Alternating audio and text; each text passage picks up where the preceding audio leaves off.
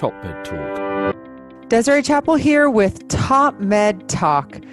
Top Med Talk is the broadcasting arm of EBPOM, or Evidence-Based Perioperative Medicine. Now, in response to the COVID-19 crisis, we have taken action. And in an effort to maintain social distancing as best we can, we have moved to virtual online conferencing. Please join us for our next conference coming up on September 11th through the 13th. It was originally our EBPOM Chicago meeting. It's our EBPOM USA meeting. You can find more information at ebpom.org. That's ebpom.org. Thanks for listening. Well, hello and welcome to Top Med Talk. I am your host, Desiree Chappell, and I'm joined by the fabulous Monty Mythen in London, England. Monty, how are you? I'm not bad. There's a bit of strange stuff going on around here that I'll share with you in a moment, but personally, I'm doing okay. Good. It's nice and hot there. It's summertime over in London. It has. We've had our annual heat wave, which lasts about 3 or 4 days, and, you know, we're British, so we complain about the weather no matter what it's like, apart from the very, very occasional day. That's a fair point. Recently, it's just been too hot. Yeah, that's right. Yes. And it's more the sweatiness, because we don't really have, apart from sort of office buildings, we don't do aircon at home very much. We're trying to stop people, you know, having aircon as the solution to everything, because most of the year here we don't need it. And, you know. What did you tell me the other day about how hot it was there? And you guys were stressing about it? 88? Yeah, no, we got to 90. Yeah, over 90. Yeah, we broke some records by UK standards, but we didn't manage 100% humidity, but we got close. Yeah, that's a mess. Well, hopefully it's going to be nicer going out. We're almost to the end of August and getting into fall, so hopefully it's going to be nice weather. Well, the weather's the least of our problems. I mean, because COVID-19 from the hospital basis at the moment is pretty quiet in the UK. Touch wood, at University College London hospitals, we're down close to no patients, and we're starting to reboot all the other services, but getting ready for the winter. But the two sad things this week are, one is the exam results have come out for the sort of graduating students in the UK. And it's just been miserable from the point of view of people having to sort of best guess results and, the unfairness that goes with that. So that's a real downer when people are trying to celebrate relative lack of COVID-19 at the moment. And the other thing is people have gone away on vacation to say, well, I've worked really hard through the peak of COVID-19. I need a few weeks off, and they're reclosing the sort of borders. So they just put a quarantine on France. Just starting in the next 24 hours. There's thousands of people lining up at the ports trying to get back into the UK before they bring the quarantine rule back in. The people who don't make it are supposed to quarantine for another 2 weeks. So, the healthcare workers, I don't know what you do about that. So I come back, you know how tight the shifts are in the theatres and OR. They come back and they say, we've got to stay at home for another 2 weeks. And anyone who's with you's got to stay at home for another 2 weeks. I know. So it's still crazy. Well, and I mean, everybody knows what's happening here in the U.S. It's pretty rough, and we're getting ready schools are going back already, and it's, whether you're in or you're out, it's kind of a mess. But it's been a pretty tough time here in the U.S. But well, Monty, we could talk all day about COVID, and we did our COVID series back in the spring, and hopefully we're going to be ramping some of that up again. So stay tuned for some more. Sadly, it looks like we have to repeat that whole series and go around the globe again, because people are in different places all over the globe. Our Australian colleagues in Melbourne, for example, it's all kicking off there, having been quiet before. But anyway, enough of COVID for right now. Well, I mean, it brings us to the point that right now, Monty, we would be sitting in San Diego in California for the American Association of Nurse Anesthetists 2020 Annual Congress. Last year, we partnered with them to bring 12 amazing conversations from CRNAs around the U.S. About what they are doing, on the front lines, in practice, in research. And we're going to repeat that again this year. We're going to be there, but obviously it's not happening like all the other conferences that we normally go to and everything else in the world. And so we still decided it was something that we really wanted to do and still have these great conversations. Mixed feelings about all of that, understandably, because, who wouldn't want to be in San Diego? What a great place. Exactly. What a Networking with place. all of our friends and colleagues. Who wouldn't want to have the face-to-face experience based on last year in Chicago with the wonderful conversations we had with a broad range of people, really exciting, high-quality stuff. But on the flip side of that is look at all the carbon we're not producing by staying at home and doing it this way. Yeah, so very mixed emotions. But the important thing is we're going to have the very high quality conversations and continue to share that with the world. We are. So in case you don't know, if you're new to Top Med Talk or not familiar with CRNA, CRNA is a certified registered nurse anesthetist or anesthetist, wherever you are.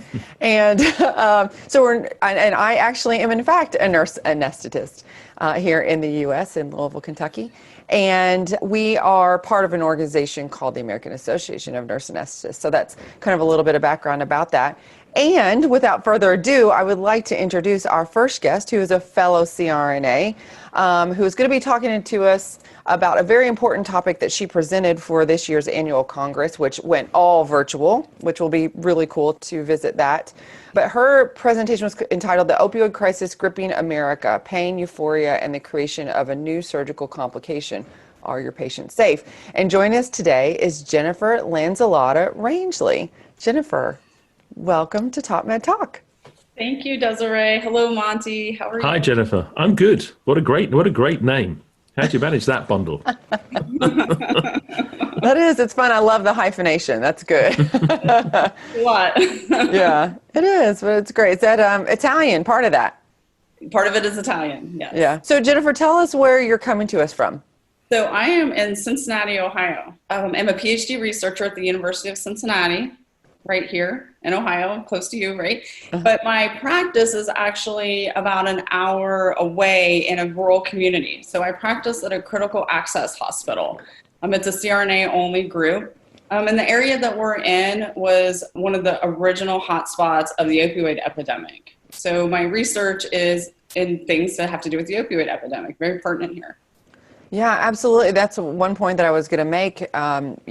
Because I think of where you are, you have a clearer picture of what's happening. And I say that a lot whenever we're talking about opioid addiction, is that we struggled here in Kentucky as well with hot spots of opioid use and overdose there for a while. It was really, really bad. So Jennifer, tell us a little bit about your presentation, what you did for the AANA Annual Congress this year.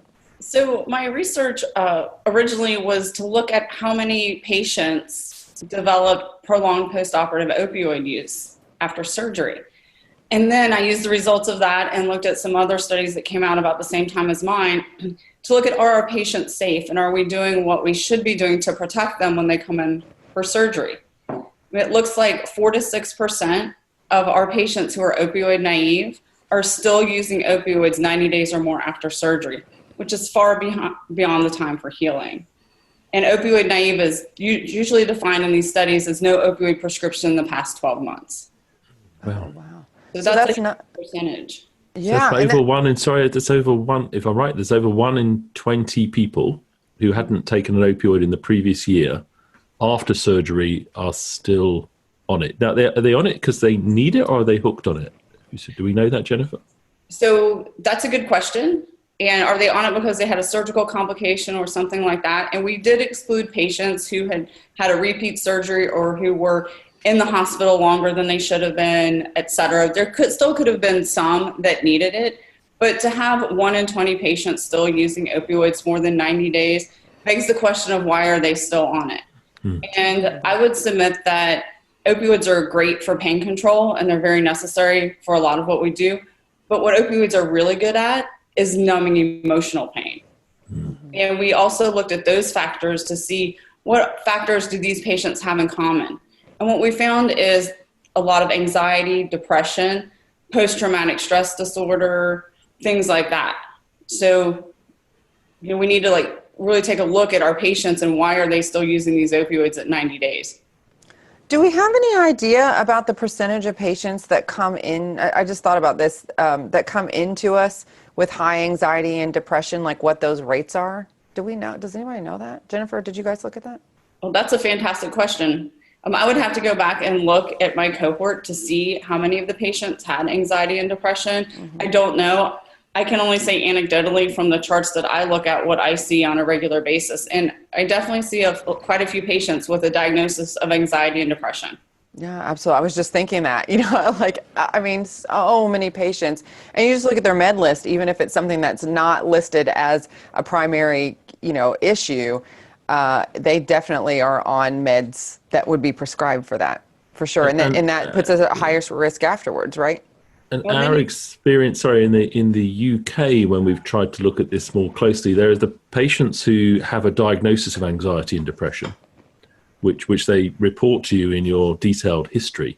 And then there's the much bigger cohort of people who have anxiety and or depression, who haven't had it diagnosed. So we have to have a methodology by which we can explore that preoperatively and eke that out to factor it into our evaluation of risk. And we're certainly in our healthcare system, we're not there at the moment. We're not routinely trying to seek out that background of anxiety and depression. We write down the people who say, I've got that diagnosis. We don't explore the people who it's part of everyday life, but they don't have a diagnosis. Yeah. Jennifer, did you guys look at, I mean, obviously, there are the patient factors, and we can talk a little bit more about those.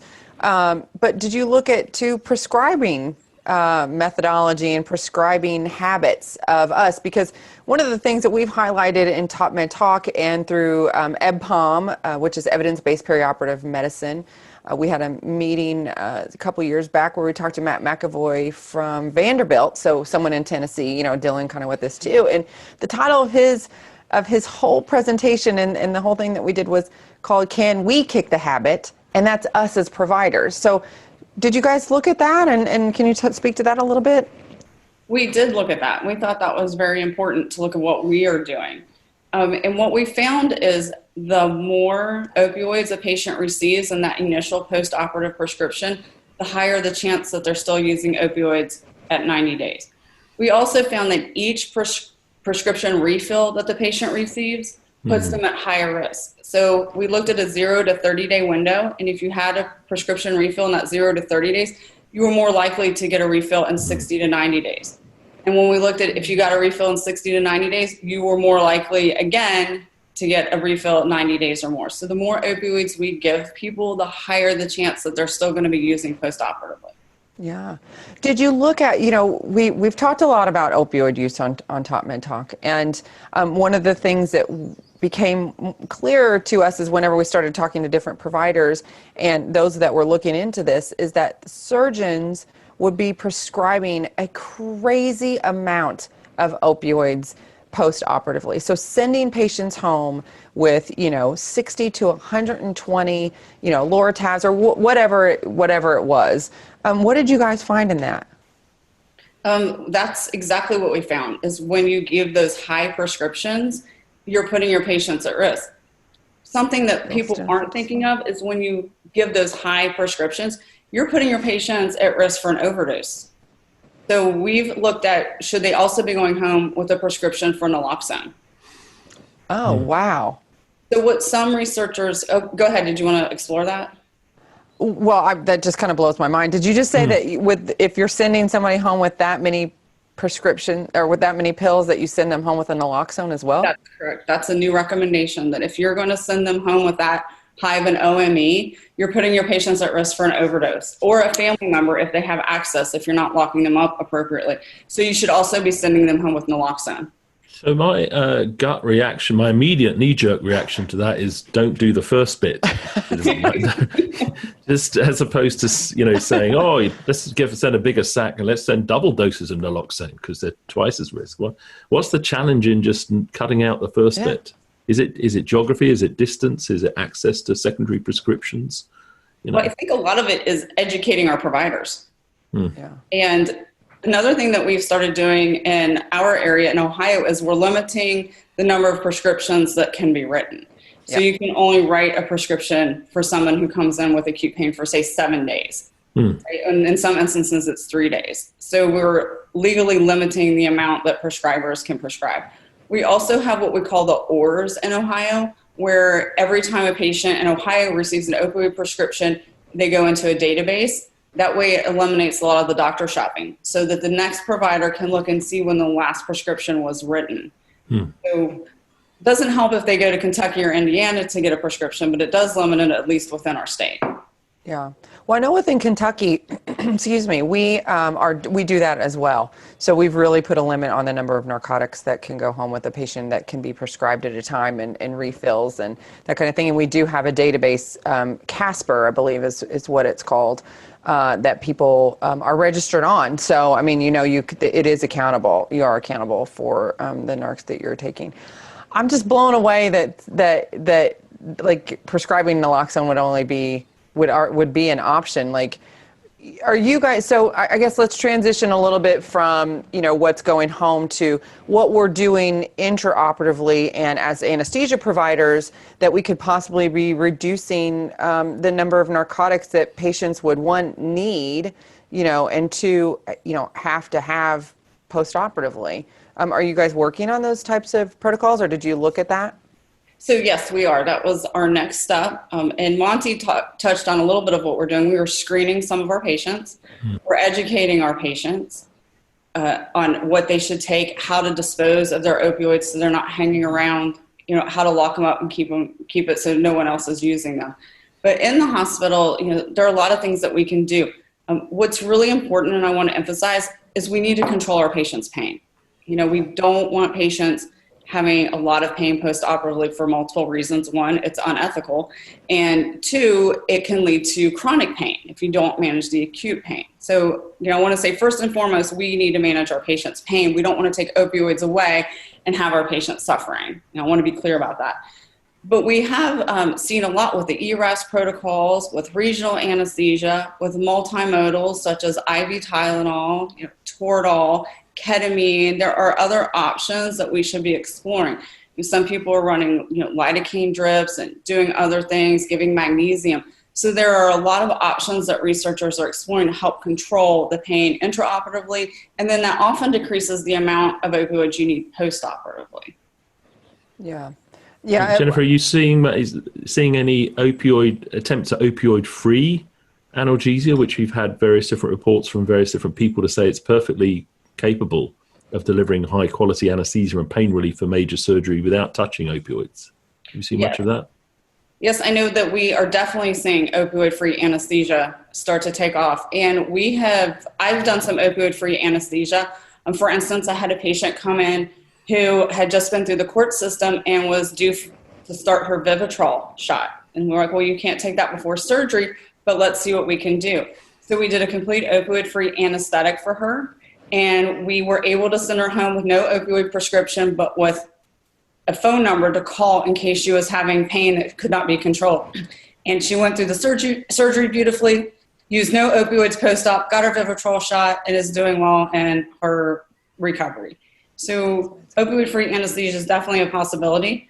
I don't know that we can use it for every surgery yet because we just aren't there yet with the medications we have. But I think we should be looking and minimizing opioids every chance we have. Yeah, absolutely. And for our listeners, we may have some people outside of this area. They may not know what Vivitrol is. Can you tell them? So what we call these things medication-assisted therapy. And the idea is if you take a Vivitrol shot, it blocks your opioid receptors so that if you take opioids, you don't get high from them. They won't affect you. Vivitrol is also used for people who have a problem with alcohol. It can be used for both of those. And we also have buprenorphine, which we're using quite a bit in this area, and then methadone. So these medication-assisted therapies help patients get through the cravings, through the early phases of recovery. It's very, very effective. And then as they progress along, some people use these medications for years. Some people stop using them right away, but they're a great adjunct. And in our area, MAT is considered the gold standard for treatment. So it's a combination of the medication and counseling services to help bridge the patient back to a good recovery and a normal life. Yeah, absolutely. Oh, Monty, I thought you were getting ready to say something. There's something I want to say close to the wrap that relates to, because often when we get these reports, people say, well, yeah, that's happening in that crazy place where he or she works. Whereas, a year ago, the Perioperative Quality Initiative published a set of guidelines about opioids. I was lucky enough to be in that global international round table where they looked at the available literature, and it aligns completely with your experience. That they report in the paper 5.9 to 6.5% of opioid naive individuals go on to be permanent opioid users. So we have to assume it counts for all of us. So if we're giving opioids intraoperatively, we are potentially addicting 1 in 20 people. And that's a really sobering, I took that away from that meeting and from your type of work to say, I must reflect on this every time I pick up a syringe and give it to somebody. 1 in 20, I'm potentially turning into an addict, and that's not a good day at the office. So congratulations on your great work. Yeah. I think it's so important to continue to have these conversations, and the fact that you're CRNA doing this work and putting this out there. And I mean, this is what we do every day. I mean, we're in the OR, we're the ones administering the drugs. And I think what happens so often, and what I have found through my experiences, in the last several years working with Monty and Top Med Talk and learning more about perioperative medicine and the continuum of care, is that us as anesthesia providers, CRNAs or anesthesiologists, we kind of get wrapped up in just what happens in the OR, right? And so we just don't look at anything past PACU. Our patients are tucked in, they're not having pain, they're very comfortable, and their SATs are fine and their vital signs are fine. Got to go to the next patient. And this is wonderful work that really highlights that what we do impacts the long-term outcomes for our patients. So thank you for that. Well, thank you very much for having me on. And I appreciate you getting the word out for what we need to do to keep our patients safe. Yeah. What next, Jennifer? That's what I was just going to ask. You got to change your world and our world. Come on. Yeah. So what we're doing next is with a doctor of nursing practice student that I chaired her project. She developed a perioperative screening tool. And what we did is we took the anxiety, the depression, the PTSD, other factors that we found in the literature, and we have a validated screening tool that we are now using, and we're working on producing a manuscript for that. Well, when you're ready, let us know, and when you want to get it out there, because we love to share all this great work with people. As soon as you're happy and your institution's happy, if they choose to share it, then please give us a chance to share it. Yeah, for sure. You can submit those to our abstract portal at ebpom.org. Honestly, I mean, I'm always telling people that it's a great place. Not, it's just the abstract portal. It's not, but just abstract Monty. That's okay, right? It is, and that we've just opened the one for they're all global events now. For the London one, we had about 8,000 people. We've got about 3,000 or so coming for our so-called Chicago one. We've just opened the Dingle Abstract competition. It's got a nice big prize associated with it as well. Yeah, that's Ireland, Dingle, Ireland. Yeah, exactly, which includes free ticket to the next actual conference in Ireland. So yeah. There you go. Jennifer, thank you so much for taking the time this morning to discuss with us the opioids and here in the U.S. and the crisis that we've kind of been dealing with, and ways that we can, as anesthesia providers, actually make a difference. So thank you for that, and congratulations on all the work that you're doing. Keep it up, and if there's anything that we can do to help you promote this, let us know. Thank you so much. All right. Well, thank you for listening to Top Med Talk. You can always find us on social media. We're on Twitter, LinkedIn, Facebook, and check us out at topmedtalk.com for all the latest coming out. We are here virtually for the American Association of Nurse Anesthetists 2020 Virtual Annual Congress. We have more fantastic conversations coming throughout the next several days. And because this is all virtual and the new platforms and everything we do, it's going to go out over the next days, weeks, months, and year. So be sure to check us out. And Jennifer, have a fabulous day. Thanks for listening. Top Med Talk. Nick Majerison here. Thanks for downloading Top Med Talk. Top Med Talk is the broadcasting arm of EBPOM, Evidence-Based Perioperative Medicine. EBPOM has been advocating perioperative medicine for many years now, using the traditional conference circuit, where people have attended meetings from all over the world and heard some of the latest information. However, in the face of the COVID crisis, EBPOM took a bold decision. We've transposed the entire conferencing experience into an online experience. Carbon-friendly conferencing. The latest information, the latest talks, the hottest experts, the most incisive analysis, and even the socializing. we've got it all covered as EdPom goes virtual. Hot on the heels of the huge success of EdPom 2020 live from London, we're now headed towards EdPom Chicago. Come aboard and be part of one of the most exciting developments in medicine since the stethoscope. EdPom Chicago.